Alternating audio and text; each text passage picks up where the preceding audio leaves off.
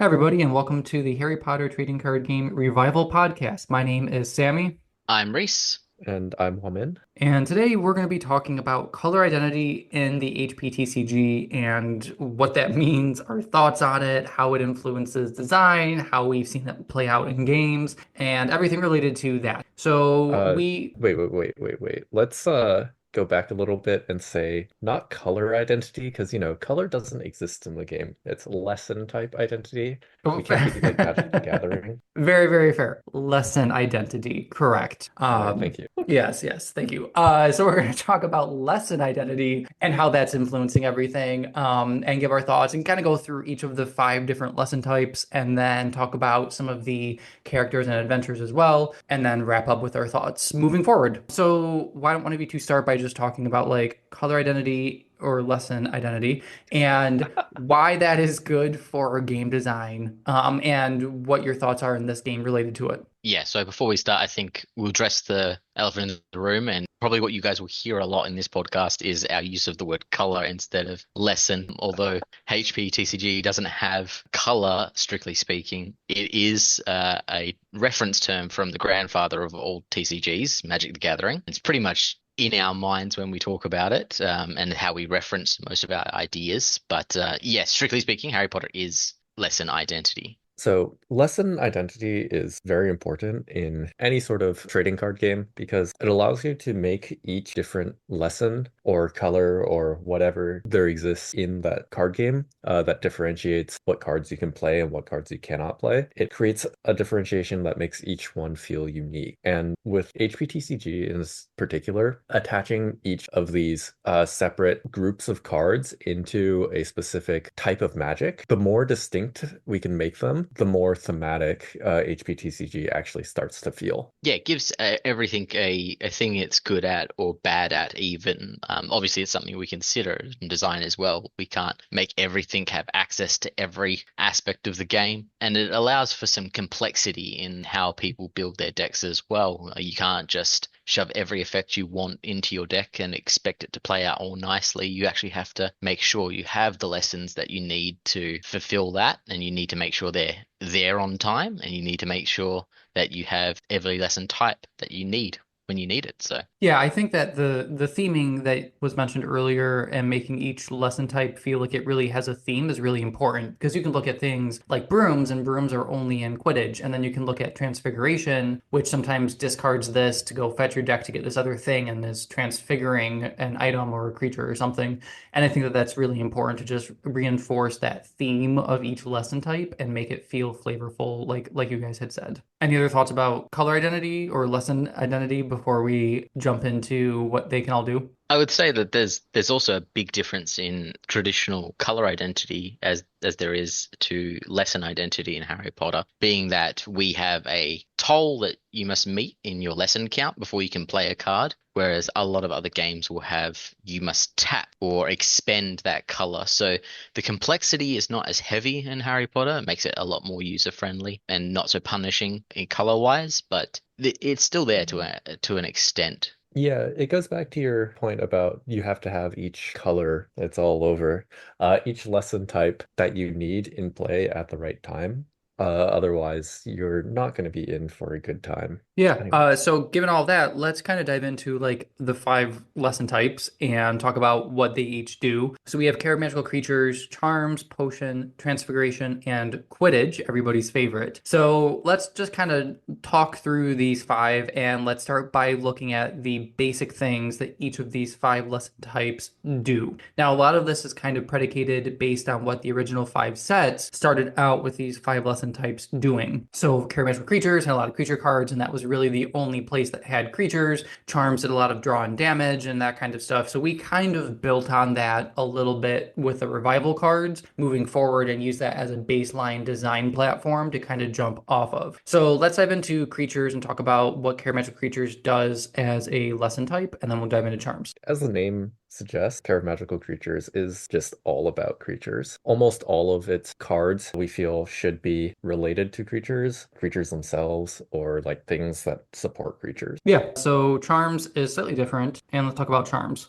So Charms has like the biggest thing, the two things that it does really is draw cards more than one at a time, and then damage. It's really solidified itself in that sort of thing. It can do a little bit of hand attacky stuff on your opponent, or a little bit of removal, generally not strictly discard removal. It's more bounce effects or to the top of your deck or something like that. So it doesn't ruin healing cards, for example, but it still can take away tempo and stuff like that. Potions, the main thing that potions does is healing. It's the premier healing color, healing for like what, 6, 8, 10, 12, 16 per card. And it has a lot of ways to discard potions lessons to do some sort of effect, usually tons of damage or utility effects like removal, searching your deck for different cards, etc. Yeah, and I want to jump in real quick too and say that another aspect of the game is kind of like what are called mana rocks, and essentially permanents that stay in play that Mm, provide additional power than just one power from like a lesson or something. And I think both yeah. charms and potions kind of lean into this very heavily and have a lot of items that stay in play and provide more than one power generally, or do something additional with that power too. And that kind of separates these two lesson types from the rest as well. Everybody does have them, but these two have them the most. So let's talk about transfiguration. Wait, before that, yes, potions does have it, but almost all of them are bad in potions, unfortunately. I'm not saying anything is efficient. I'm just saying it exists. But yes, you are Yes. right. Yes. Uh, And I think we've done a little bit maybe with making some better of these permanents in play that provide power, but I don't think that we've really narrowed it down as much as the original sets did. We've kind of dispersed it a little more and given everything an equal amount of that. And maybe that's a design that we move into in the future with focusing more on potion and charms. I think that'll be a great talking point as well, which will just be the fact that everything in the original 5 sets was very, very thematically designed. I mean, you've got charms and potions both have wands and cauldrons, which are lessons tools that provide lessons, that sort of thing. So it's much more of a thematic design. Like Kara Magical Creatures is the only color that really has creatures because it's thematic, not because it's balanced in a lesson type. Transfiguration, yeah, is really all types of removal. Every single color of removal you could think of, from lessons, items, creatures, everything. And it's more the direct, strict removal that you see from it. It's not like where Charms has damage and you can damage creatures, for example. This will just have discard card, discard creature. And generally, Transfiguration will have almost nothing else. Maybe a bit of damage prevention here and there. Does it have tutoring? yeah, it's got things like switching spell, Serpent Sortia, Counter Curse, Or Desk the Pigs? Yeah. Yeah. Decimate Pig, yeah, Lots of really targeted Transmogrify, tutoring. So targets yeah, a specific item or creatures or lessons. It's very, very targeted. It's not yeah. generic, whereas Charms, I think, with like Gringotts Vault Key has a little bit more generic stuff. I mean, Gringotts Valky is like one of the three generic tutors. Sorry, Lucius Malfoy exists and is a tutor. I forgot about that. Yes, he And does. Bill. And then Yeah. Bill, yeah. So those three. Two of them are not even in a color, which we will definitely need to talk about in the future. And finally, Quidditch, last and in some people's minds, certainly least. But I have a soft spot for Quidditch. They do a hodgepodge of like everything. A lot of their cards are kind of like at a better rate or more efficient than other cards, but on their removal cards, none of it is you get to choose what your opponent's discarding. They're all your opponent chooses one of their cards or one of their cards of a certain lesson or card type and discards it. And they also have a lot of things revolving around matches, which are mostly a Quidditch thing. Yeah, and I would say that the last thing that Quidditch sticks out to me doing is that it usually has two things on a card that it does, like it'll do damage and then a removal piece. And we'll talk about some of the weaknesses of all of these 5 lesson types in a little bit, because there's definitely weaknesses that come along with all of those things. Like Quidditch is great in terms of the rate compared to some other things, but the lack of you getting to choose what to destroy or discard kind of hurts Quidditch. So we'll talk about all of that kind of stuff. So those are like kind of the primary things that lesson types do. And when we go into building out a set, we try to make sure that each of these lesson types has cards that are hitting these specific things that each lesson type is supposed to do. Like if we're halfway into a set and we realize, oh wait, potions doesn't have any healing cards right now, we need to think about, okay, how can we put in some healing cards to, kind of try to strengthen that lesson identity for potion. And I Yeah. think another thing to point out for everyone at home is we go through all these primary identities to cards, and I think you can note if you go back and listen again that not every single color has a way that or a way to win the game, strictly speaking. I mean, you have creatures in Magical Creatures, you have damage in Charms and Quidditch, but something like Potions and Transfiguration, they don't always have a way of winning the game as their primary identity. It's just other secondary game effects. So that's one of the challenges in designing for this game is that there is an imbalance in that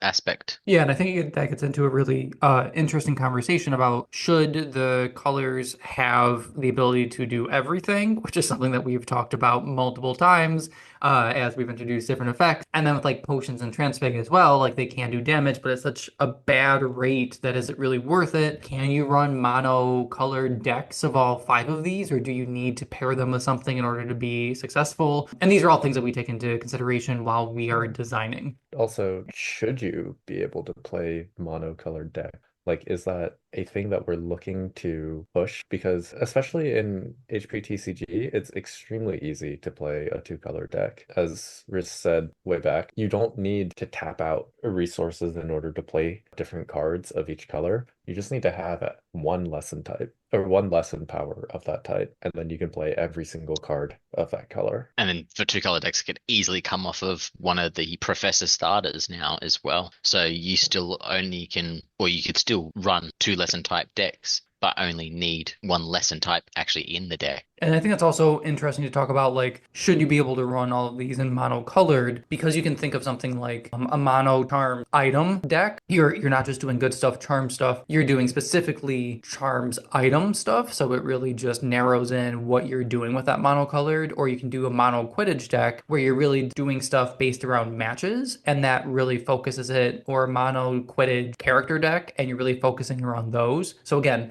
not just generic good stuff, this color. It's a targeted thing within that color, which I think makes it a little more interesting of a deck and better than just being able to do a bunch of good stuff. And good stuff meaning you just put in all of the best cards and just win just because. And I don't think you can really do that with any particular color if you're doing a monocolored deck. I Are mean, you hating on like good stuff? yeah, I actually really dislike good stuff deck. I don't think that they're fun, and I think they're incredibly boring. I think that they're also a good on-ramp for like new players to get into games with because it just shows you like here's how you can win, here's how cards interact. I think it's a great like learning tool, but I think in terms of actual interesting decks and gameplay, they're very lackluster and boring. Wow. Yeah. Hot take there. Yeah, definitely a hot take. I don't know if I'd agree with that, but I think it comes down to yeah. like a play style with a lot of that though, because like I play a lot of Magic, for example, and there's good stuff Magic decks, and I'm like, these are so boring to me. They're consistent and they usually perform well, but they're just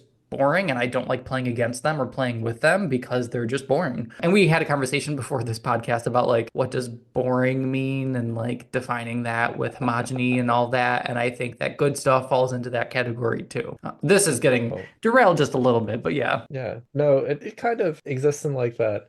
Since HPTCG is so much about the theming of the game, and these cards actually feel like you're trying to evoke like the world of Harry Potter. And good stuffs is not like it's not like oh man, look at how cool my deck is trying to do something unique within like this world of Harry Potter. It's oh, these cards have like good value. Let's just throw them in. Yeah, but let's kind of get back on track a little bit and Yeah, let's talk yeah. about the lesson types and kind of like a secondary thing that these lesson types do and what we are trying to design kind of like a minor thing for them to do. So let's start with care magical creatures and what kind of the secondary thing of that is. I just want to put out at the beginning that I think a lot of lesson types they have removal kind of dispersed in everywhere because it's Hmm. a little awkward to be like, okay, I'm gonna play a mono creatures deck and then realize, wait, I don't have anything to answer whatever my opponent plays. Like if creatures was just creature cards and like just cards to support creatures, it's kind of impossible to then interact with your opponent in any meaningful way if these creatures whose core identity is mostly just I deal damage to your opponent every turn, and I exist to either deal damage or stop doing damage when I die when the opponent kills me. That makes for a very uninteresting color and a very uninteresting like playstyle. So most of these colors are going to have some sort of removal attached to them, but it's also going to be kind of in that specific flair of how does a creature card remove cards as opposed to like how does a charms card remove cards? How does a transfiguration card remove cards? So creatures like with their removal, a lot of it is tied to their creatures. Like when you play that, do something or other to bounce, put a character from in play on top of your opponent's deck, or do damage to one of their creatures when you play it. Creatures also has a lot of recursion, ways to get cards back from their discard pile, and it also has quite a few different ways to draw cards. Yeah, creatures have the entire owl archetype, which is all about getting stuff back from your discard. And I think there might now be almost an owl for every card type that exists. And yeah, so that recursion I think is a really, really big thing. And just in the game in general, we've talked about this before, has a lot of ways to recur stuff from the discard pile, which creates some design problems, I feel like, to have just removal or a recursion from pretty much any way you wanted to. And like shutting that off can be pretty powerful. And I think we might talk about that later. Maybe another podcast topic But because possibly. Yeah. recursion is something. Yeah. But let's talk about charms. So yeah, Charms has as secondary identities or lower down identity removal. It's got it in both the form of damage for the creatures, again only being effective against one lesson type, but it also does have bounce-like effects. So Hover Charm being the classic there, and then more recent ones that we've designed as well being something like Depulso, Like Flight of the Fat Lady. like Flight of the Fat Lady. Yeah. So, yeah, not strictly speaking what you'd say would be removal, where it's a get rid of it for good type of effect, which, I mean, as you were just talking about with all the recursion that we have, the search the discard pile stuff, maybe it's not as permanent as we'd like it to be, but the idea is being that, I mean, if it has healing attached to it, it's not going to get back in the deck at least. The other big thing for Charms is tutor effects. For those not familiar, that just means searching your deck for a card. Sometimes also your discard pile, if it's something we're talking about just now. Also recursion from your graveyard with things like Reparo and stuff like that. Sort of tutor-like effects as well. Yeah.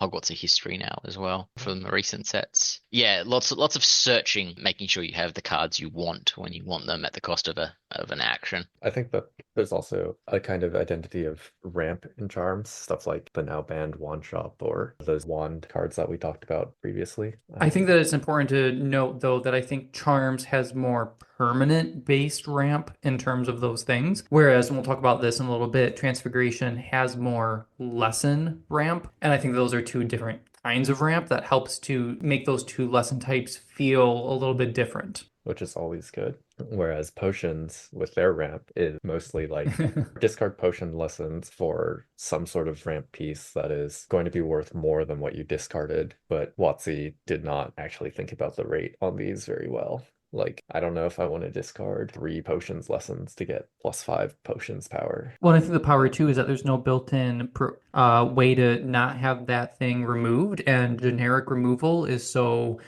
popular that it just is removed so easily. So if you discard 2 lessons, which is 2 actions, and then a third action to play that golden cauldron, it can be removed super easily with a transfiguration card or something, and then you've lost 3 actions and all that power, and that's a huge setback. Potions, in addition to their ramp pieces, they have a removal. Usually it's pretty, it can target multiple things, but it usually has the cost of discarding a potions lesson, or it's going to just be extremely high costed compared to other removal cards. And it does a lot of like targeted effects against specific lesson types, which I think is mostly a thing that we've been trying to push it into, as opposed to the O5, things like Azkaban or Mistbrewed Polyjuice, and it has very specific tutor cards, things like Apothecary, or I can't pronounce this card, The whatever snake that Parseltongue language. card thing. Yeah. Yeah. Yeah, you know what I'm talking I about. know exactly what you're talking about, yeah. Also, real And quick, little thing. If anybody goes to the FAQ for Heir of Slytherin and looks up Kashakasa, I think is what it's called. I believe in the FAQ we do have a little thing that just says to pronounce this word, go to this timestamp in the Chamber of Secrets movie, and it's the timestamp of Harry saying the word. So a little Easter egg for those of you who want to go watch the movie and read the FAQ. back to potions, though. I think, yeah, I forgot to talk about this and what they mainly do, which is also prevent damage. So any ways to just not die usually go into potion. Transfiguration, it doesn't have any strong second identity. It really is the removal color. But the closest I think it comes is probably a bit of lesson fixing. I mean, if you're going to play a lesson type that has only removal in it, you really do want to be playing a second or third type as well. So it does the lesson fixing thing. It has a search for generic cards in, I think, research and alchemy. Yes. And then it has ones in specific ones for each of the color types. I think another thing it does is a little bit of very, very targeted searching your deck as well. So cards like Desk to Pigs, or Desk into Pigs rather, and other search effects that will go after a particular card rather than the more generic thing that Charms does. And finally, Quidditch, which does, I jokingly like to say they do everything but badly, where they have like all of the removal you could want. They have all the damage you could want. They have all the draw cards you could want. They have a little bit of like damage prevention, a little bit of healing. It's a smorgasbord everywhere. And it all comes at the cost of doing things in a very awkward way. And recently as well, with Revival, we've been trying to push them into a kind of character archetype. Like you could, if you saw Jonathan's deck that we talked about last podcast, that actually took the championship or tournament in November, really showcasing those Quidditch characters despite not playing Quidditch, right? Yeah, it ran Oliver Wood captain in that forming of a Quidditch team to try to win, and I think it only ran potion lessons. But characters, which we'll talk about later, do not care about color. They are colorless, and you can do whatever you Yeah. want with them essentially, and that's a whole other conversation. But yeah, But Quidditch, we did have things that are built in to specifically help those Quidditch characters, yes. despite not being played. They exist. And it's also, I think, a pathway into a more complete lesson identity that we would like to explore more for Quidditch. Of course, with things that lessons types do, there have to be things that lesson types don't do, which real quickly, like creatures usually try not to do spell damage. They try to do damage through their creatures. And generally, if they are doing spell damage, there's some other thing about it that it's kind of leaning into. Like we made a dark card that does spell damage, but again, that's not necessarily a creature card. Like it's in Care Magical Creatures, but it's not necessarily a creature. It's a spell that is dark. And that's, I think, where the damage is coming from. So I think within these lesson types and the things they don't do or their main thing or whatever else, there's often a keyword or something, and that's sometimes where the effect is coming from, but it's nested within a larger lesson type. And so while creatures don't really do spell damage, Charms often does or does not do healing. I don't actually think there are any Charms cards that are healing. There are Charms cards that like put stuff from your hand or play whatever into your deck, but those are not healing. There's no charms that are going to take things from your discard pile and put them into your deck in any kind of way. So we try to restrict charms in that way. Both potions and transfiguration don't really have any draw effects. There, if you want to find something in your deck with those colors, you're going to be restricted to just targeted tutor type effects, as opposed to just filling your hand with random nonsense. Transfiguration kind of lacks direct damage. I think there are probably two cards that might come into people's minds when we talk Uh, about this. wait. Are you hating on Wizard Chess? What a good card. This is a great card. I once built a deck around Wizard Chess. It was shitty, but I tried Uh, it and like it's quite a thing. it's certainly a trip. Why WotC decided that Wizard's Chess was a playable card, or like a card that was going to be worth the cardboard it was printed on. Yikes. Yeah, I think the ones that would come to mind are Steel Claw and Practical Joke. But even in those cases, you can kind of consider it not really Transfiguration that's doing the damage. I mean, Steel Claw, obviously, it requires creatures.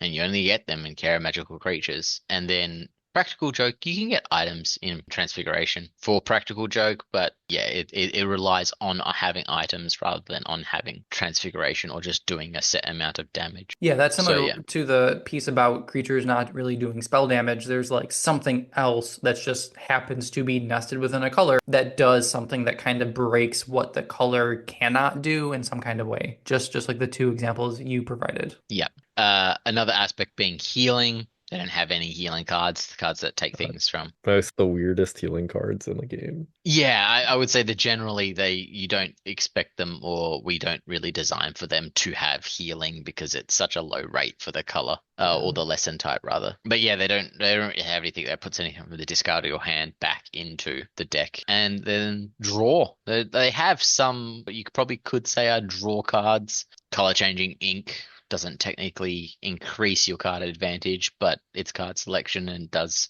draw cards from your deck technically. And then, I mean, every color has the item lesson cards in them, but that's not really the focus of the color. It's more not any direct drawing for just the card. And it's also that, like, as we talked to before, theme nested within the colors. It's not a transfig Standalone. card that's drawing. Yeah, Yeah. it's a book that's drawing that happens to be in transfig. Yeah. And finally, Quidditch. Mostly what they just don't do is targeted removal.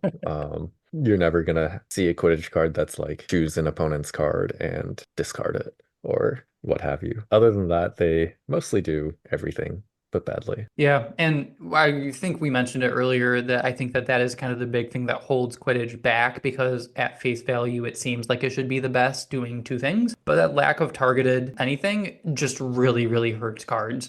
Like if your opponent has three items and you play Bludger in the Stands and they have to discard one of them, they'll discard the worst one and it's not the one that's hurting you, and then you're still screwed over at the end of the day. So I think that that is really why Quidditch just struggles in so many ways, but hopefully we have made it a little better and hopefully we continue to just keep making it better. Hey, So hey, it won the last tournament. I mean, I wouldn't say Quidditch did. I would definitely say Quidditch team did, but not Quidditch.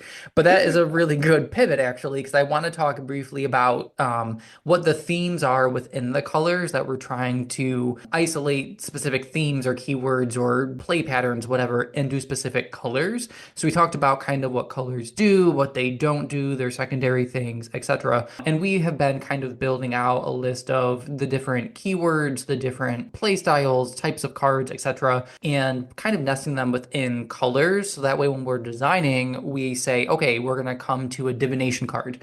Divination we have put into charms, potions, and transfig. And so when we go to design a card for that keyword, we have to be in one of those three colors. This is something that I think is kind of common in many games. Yu-Gi-Oh! Does it a lot by having a specific archetype be a specific creature type and a specific element like earth or air or light or whatever. Magic often does that with like putting, for example, merfolk usually into blue and green. And so we're kind of doing that same type of thing and Wait, whatnot. wait, Merfolk are green now? That's weird. Yeah, I know they Oh, that's shifted been it. years. Yeah, back in Ixalan, like I think they 17. started. Yeah, blue, Yeah, white Merfolk is always where my heart will be. I'm yeah. still waiting for like the Bant Merfolk commander, and one day they'll give it to us. But today is not that day, sadly. I'm very sad about it. I know. But talking about some of the things that we've kind of hinted at with some of the breaking what colors do, just some really quick examples. I said divination was in charms, potions, and transfig. Marauders are kind of in creatures, charms, and transfig with some characters thrown in there as well. Passwords are all charms, for example. We're putting dark into kind of everything except for Quidditch. Candy's also in charms, potions, transfig. So you see some of these patterns that start to kind of fall out, hopefully come through in the cards that we're designing. And when you guys see the sets that we release, you'll see some of these patterns in it. And that might be why some things are kind of breaking some of the quote unquote color pie that we've previously talked about. And it's a huge discussion in the design pool or the design groups when we're talking about the card pools that we're coming up with, because designing the houses, there's a lot of things that we talked about in the Hogwarts History set when coming up with the founders about what they do. And specifically, we wanted them to reflect, at least for the existing houses, Slytherin and Gryffindor, what their common rooms did.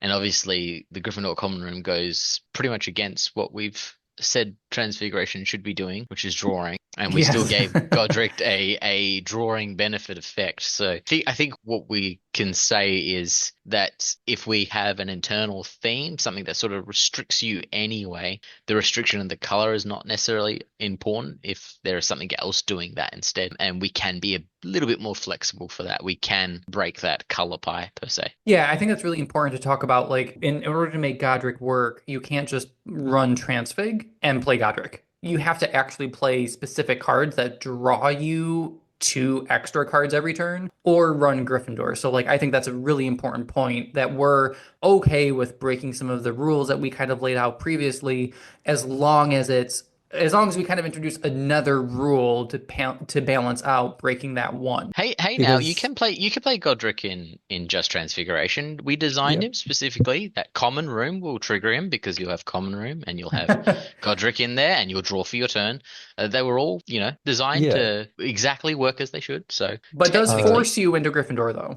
Like it but does force you to do that thing. yeah, exactly, yeah, going back to that, it's not like the transfig is going to be drawing you the cards. It's Gryffindor is going to be drawing you the Exactly. cards. And it exactly. goes That's back the to, design. yeah, it's back to that theming of like, you're not actually breaking the ideal, like, I guess, immersion into this. What is your deck trying to do? Because you're not going to look at your deck and be like, oh my gosh, Transfig's doing something that it's not supposed to be doing. You're going to look at it and be like, okay, my Gryffindor cards are doing what Gryffindor is supposed to be doing, which is drawing cards. Exactly. And I think we are hoping that as we release more Hufflepuff cards, for example, you're going to see more of kind of that theme come through. I will say there are no Hufflepuff cards planned to come out in the next set in the spring. So don't expect one in the spring. But hopefully in the future, we will have more cards that kind of build on all of those four houses and really strengthen what we've started and what the original set started and just kind of make that show through a little stronger.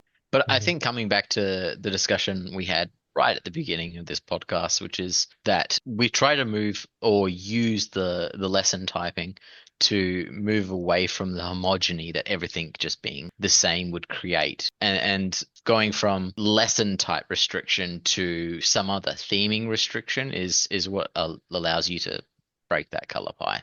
Yes, that's a very good point. Yeah. Mhm. So let's pivot now. We talked a lot about the lesson types and kind of what their strengths and weaknesses are, but there are two card types that do not fit into any lesson type, and I think that those are worth talking about separately because they are kind of arguably some of the strongest cards in the game and offer a lot of different things to be able to do, characters and adventures. So let's kind of start talking about characters and Oh gosh. reviewing everything to do with them, and then we'll dive into adventures. We start with the harder one first. Yes. Because characters are really like they're all over the place. If you name an effect, probably be able to find a character that does either that effect or something adjacent to it. You need damage, characters have damage. You need draw cards, characters draw. You need, I don't know, damage prevention. You need removal. You Removal. need Yeah. whatever. I don't know. Search, everything. They do everything. But also, a lot of times they're going to be you play them one, you use their effect, and they just sit there and wait to be discarded due to picking on Neville or something. Yeah, I think that's a really interesting point with characters. So the other cards or the other lesson type have very specific things you need to do in order to get that effect. You need to have a certain number of power in play. You need to have at least one lesson type that matches the card. Characters, I think, are limited by number one, requiring two actions mostly, unless you're using like Ron or Hair Care or something. Officer Gary. Yeah. And then they also usually have a once per game, a once per turn, or they're required to wait for something else to be in play to really activate their effect. So there are some limitations. I think that they are just kind of generically strong because they can go in any deck. They can be your starting character always in play that can't really be interacted with much, but they do have some kind of like built-in limitations, even if those limitations don't, I think, aren't realized to the full extent that the designers maybe wanted them to be. There are some characters that are a little disgusting.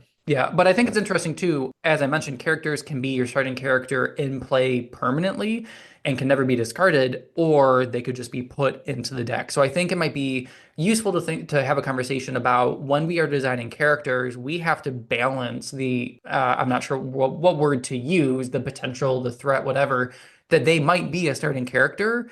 And that is a whole nother complicated level to have to design for. Whereas something that is in your deck, you have to draw into it, you have to play it, and then you can do the thing with it. So let's just talk briefly about how we design characters. What are your guys' thoughts when designing characters because of this ability to play them in any deck or play them as starting characters? Yeah, we used to have a tool to prevent that starting character problem, but now we've got Spew, so everything can be their starter, and we don't have that restriction anymore. I think that speaks though that people should be playing more character destruction, removal, whatever, than people really do. Like one thing I noticed in the last tournament is creature and character interaction were very low in most people's decks or non-existent. And what were three of the top four decks were characters and creatures. And I think that people just need to run more cards to interact with that because if you could have discarded, for example, Hagrid from play, that shuts off a lot of what that deck was doing and makes it much slower. So I think people just need to run more stuff that can help them prevent those characters from just running amok. I think that going back away from this just view conversation and back to like talking about designing characters, a lot of times when we look at a character, we want to decide whether or not we want to make it a character that is starter viable, deck viable, or both. Mhm. Because you really need to go in certain directions if you want your character to be a starter viable character. Like almost every good starting character is going to help you in the early game tempo, just because early game is so important for HPTCG. That's why you see a lot of lesson professors as starting characters. Or extra action characters. Yeah, extra action characters, like anything that provides tempo. Draco Malfoy, Slytherin, Angelina. Seamus. Seamus, yeah. It's Seamus, yeah.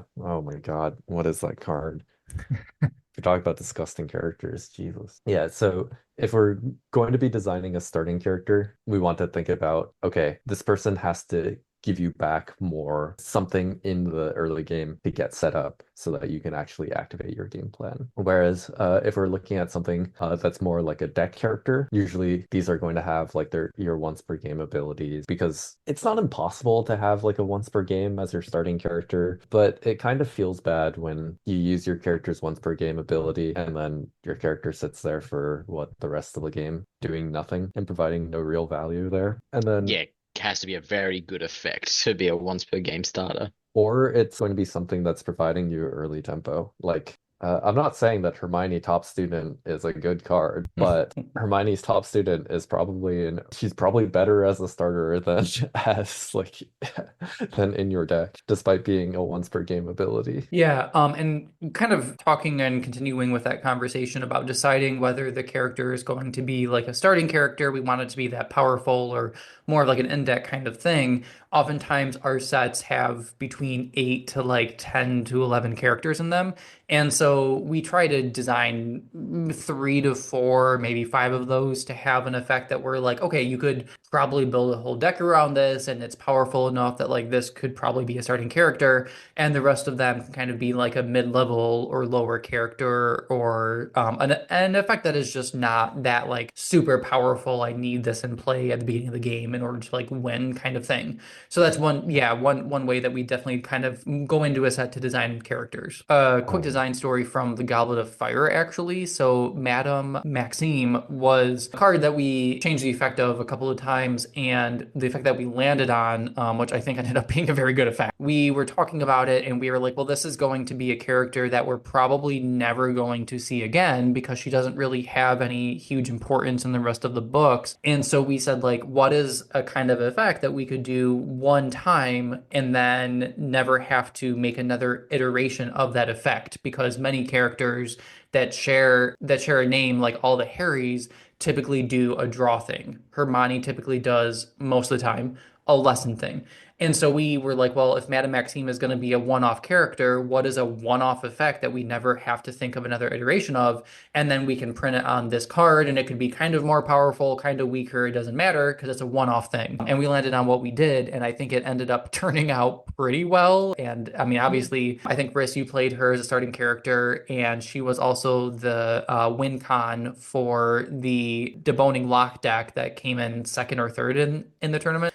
So that's also sometimes how we design characters too. Like, is this going to be a repeated one? Is this going to be a one-off thing? What level of effect can we put on this? And also, I think Maxime is a great example of a character that can be a starter, can be in your deck, where she has an ability that like you kind of really want to have like consistently, but also sometimes it's not worth the two actions and the ability to try to find her in your deck to actually start to turn on, like Riss's deck, where if you don't have Maxime, the entire thing is like getting value from Maxime from like turn one. So she's actually providing tempo in a Yes. weird kind of way, despite like not actually being a tempo card. Whereas in Frizz's deck, she's solely used as like this late game damage source. So she would never provide the early game tempo that Frizz's deck needs to start turning on. And then I think Goblet of Fire actually has like great examples of this. I think Moody and Igor Karkaroff as well are both characters that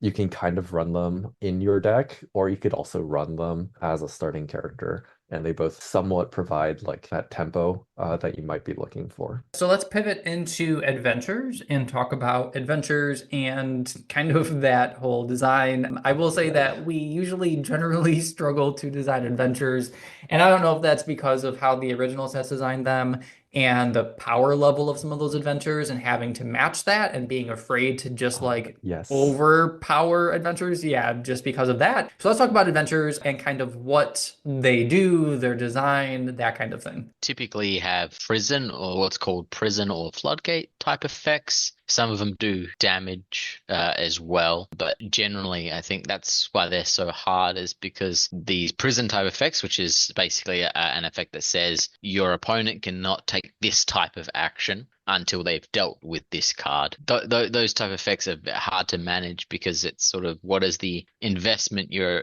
opponent has to put in to get out of the situation, and is that good enough that it's worth you playing the card in your deck, but not so good that it just completely wipes your opponent off the table by how hard it is to deal with. So the balance for those types of effects is quite hard. And I think it's And harder because they go in every deck as well, because they don't have a lesson type associated. They're just two actions to play. So I think that just makes balancing that much more difficult. Yeah, yeah, and there's no power restriction on them as well. Like hard ones you could just have cost 10 or 12 if they were an item or a location or a spell or something, if it was a lot stronger. Adventures across the board in their identity are two actions. That's it. From turn one, two actions straight away. Again, and super hard to balance around, and probably why you saw the later adventures at Hogwarts and Chamber of Secrets start adding the you must have minimum amount of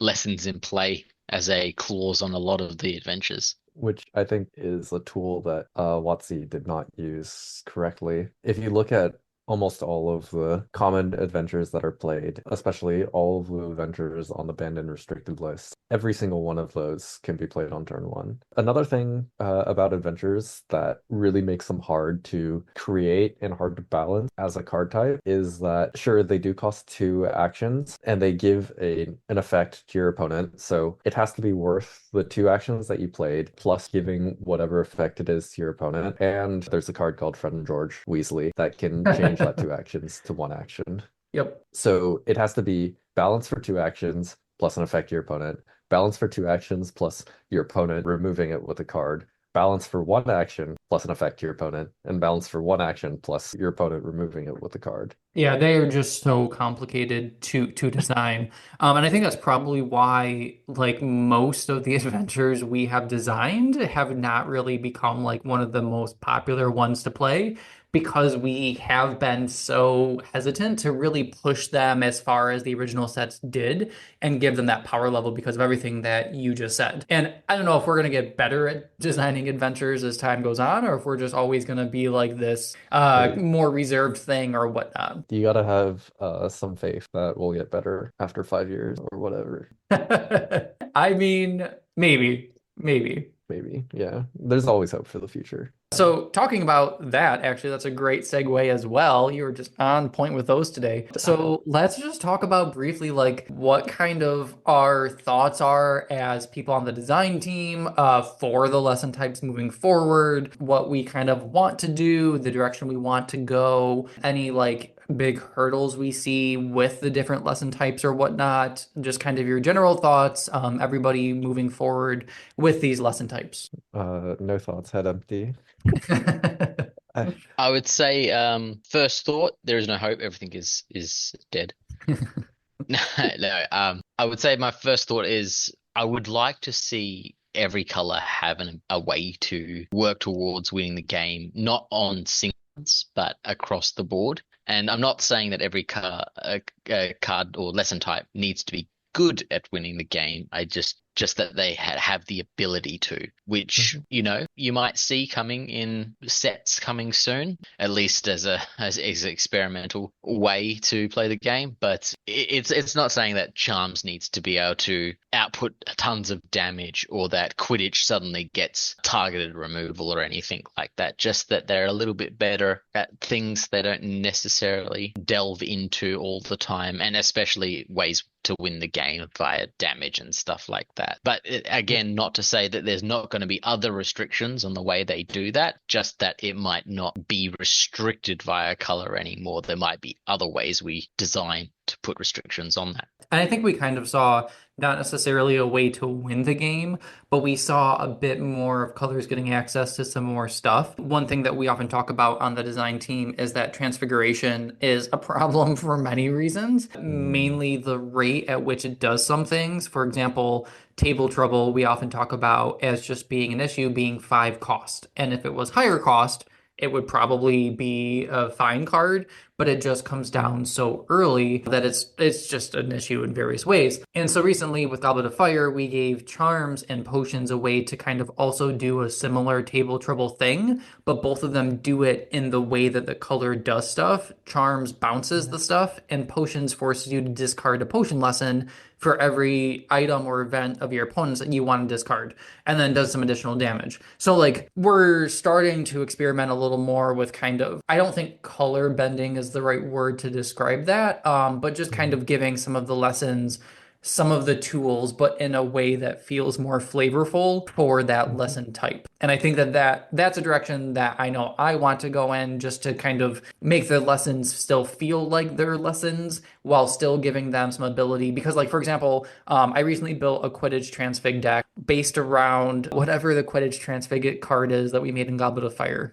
Turbulent Flight. It's a very good Yes. card. It is extremely good. Oh yeah, like playing in Quidditch and Transfig together, and like Yeah. Quidditch's big thing is that it doesn't have the targeted destroy your opponent stuff. And I was like, well, I want to build a deck around this card, so I did. And I'm really forced to play Transfig if I want to shore up Quidditch's weaknesses with removing my opponent's stuff. And Yeah. adding that in has really helped that Quidditch deck, and it does pretty well now. But I feel like I'm forced always into Transfiguration in order to do that. So my hope is that we can design more cards Yeah. like the charms and the potion one, so I'm not stuck playing Transfig as Quidditch's partner, and that I could do like charms or potions or something instead and have more of a variety of decks. I think just the ubiquity of transfig is a problem because transfig is removal and every deck needs not necessarily removal, but some sort of actually probably just removal, some sort of way to interact with your opponent's character or opponent's pieces that they're trying to use to win the game, because otherwise you Yeah, will probably lose the game. that's probably a whole nother podcast discussion there as well. Is removal and just Yeah, I mean, if you play a solo game and your opponent plays a solo game, one of you is more likely to be the winner over the however many actions it takes your deck to win. And the only way to change that number really is to remove your opponent's key pieces in No, time. or there's other interaction like adventures Oh, with their yeah, there's prisons, like its healing. effects, right? Yeah. Healing it. Yeah. But it's really is to take the actions away from your opponent in a Yeah. more efficient manner, and whether that's through adventures, etc. But like the most common way of doing that is removal, Yeah. and the most flexible and strict removal, as in discard straight to the discard pile, is all in transfiguration. So Yeah. that's where Because it becomes so powerful. that's their color identity. And whoever decided this, great on you.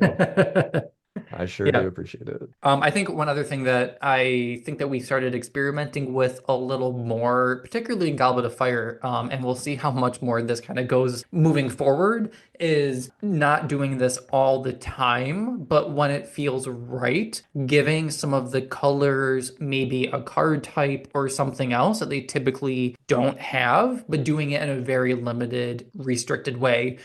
For example, we gave Charms Patronus, and it is an Good awful card. card just on face value. I think it's 5 cost for a 1/3, which is just like not a The great 1/5, rate. I think. Yeah, it's just not a great rate. But then you Thank add you. in the dark piece and it prevents dark cards, and you're like, okay, if I'm playing against that kind of deck, this now does well. So I'm hoping that we can still kind of like bend some stuff a little bit in those ways, but not go extreme by any means. Once in a Yeah. while is just fun. I think you could argue that it kind of dilutes the color identity of creatures, where like, oh no, there are creature cards in other colors, but also it's like it kind of solidifies in an odd way. It solidifies creatures as like, or it doesn't actually, maybe not solidifies, but it doesn't hurt creatures' color identity as like the premier creature color when you look Yeah. at the offerings of other creature cards, where Patronus isn't a creature, but like you're not playing it because it's a creature. You're playing it because it Yeah. stops your opponent from doing dark cards. The aggressive dustbins, it's like it is a creature, but also it's terrible. It's a terrible It's card. yeah. Well, and so when we went into designing, I'll speak about dustbins because that was more recent, but we were talking about it, and a rate of 3/3 is essentially a vicious wolf. A vanilla 3/3 is a vicious wolf. That's from base set, I believe. Dustbins is a 3/3, but it's only a 3/3 if you discard a card from your hand before your turn. Otherwise, it does absolutely nothing. And Vicious Wolf is a 6 cost and Dustbins is a 7 cost. So we were kind of balancing all of this and we said we don't want to make a creature not in creatures overpowered. And we also don't want to give Transfig this super easy way to kind of do damage and win the game. We still want to remain true to some Transfig principles and whatnot that we've talked about in this episode. And so that's why Dustbins kind of ended where it ended. Whether that's good or bad, I don't know. But this was also like, if we're going to make this card, this is going to be kind of the baseline for future cards that we're going to design as well. And we need to be very thoughtful about like how much do we want to push a Transfiguration creature versus something else. Very complicated to balance and think future wise about where we might go. And I don't really think I have any other specific things I'm thinking of for a transfig item creature. Maybe there are other things, but like I haven't thought of anything right now. So something's gonna have to pop up at some point. Maybe Yeah. Horace Slughorn will be a character item creature because he turns into like the chair and he'll No. do damage. I I would fight so hard against that. That sounds awful. But But the creature thing is, it's creatures are just more permanent that stays in play Yeah. that does damage every turn. I think if you look at Quidditch has the bludgers, right, as something that does damage every turn that are essentially creatures just labeled items instead. And maybe that is a space we can move into future, is having something that does do damage per turn, but is restricted by what that color normally is restricted to, so that they're not yeah. just ubiquitous across the board, easy to play like creatures are. And that's where Care of Magical Creatures retains its lesson type identity. So Yeah. we make a slow acting Venom part 2 is what we're Yes, saying. Hopefully. I but sure good. love Love slow that acting. card. It's a card. I It's a love It's a card. that card. vicious wolf, but only a third of a vicious wolf for the same cost. Good rate, good rate. Watch out for the slower acting venom. Every other turn, you will deal one damage. Oh Every my God. second turn, yeah. Any other thoughts about lesson identity, future stuff, thoughts on past stuff before we wrap up this podcast? Lesson identity is hard. I don't think about these things. I just design cards. It is very, very hard as a designer. It's just hard to really focus in on that. Yeah, I'd say just to reiterate what we've said at the beginning is that the Harry Potter trading card game was really designed for thematics than the balance across the lesson types or the colors. You see that with creatures being only care of magical creatures sort of thing. The lesson type was not really the same as the traditional games where they're like any type can play out the game in full. And there was also a lot more focus on spell damage at the beginning of the game, back when there was charms doing a lot of damage over time. So it was a lot more simplistic game. The identities of the lesson types were a lot less fleshed out. And I think, unfortunately, us decades later are paying for that in trying to design around those limitations that they began with. Yeah, I think that's actually a really interesting thing to talk about briefly is the original starter decks. One was Hermione and one was Draco, and I believe Hermione was creatures transfig and Draco was creatures charms. And it feels like the initial direction of the game they wanted it was that really simple thing that you mentioned of play a creature, it stays in play. I'm going to do damage to remove yours. You're going to play this generic destruction piece to get rid of mine. And it felt like that was the original direction. We, I think, obviously that was 20 years ago when TCGs were kind of a newer thing. We, I think all of us coming from multiple TCG backgrounds have kind of started really expanding that to have the games be alternate win cons, combos of various sorts, and that kind of thing. So it's not just like I play a creature, you remove it kind of situation. Whether that's good for the game or not, I don't know. Some people really like just the straightforward, I'm gonna play one card and just do damage forever or whatever. Um, but yeah, we've definitely shifted that away from the, I think, initial intention. And I'm not even sure, and I'm curious your guys' thoughts, like thinking about adventures at Hogwarts and Chamber of Secrets, do you think that the original designers were still kind of pushing for that initial creatures and removal as the way to win the game, or do you think that they were shifting in those final two sets of the original cards into a more dynamic and diverse deck pool? I don't think so. I think maybe the understanding of the limitations that the game design has, like being an action-oriented game, and the fact that the lesson identities were not reflective of traditional card games wasn't something they'd fully grasped the consequences of. I mean, like you look at the starter decks, you don't have a Transfiguration Potion starter.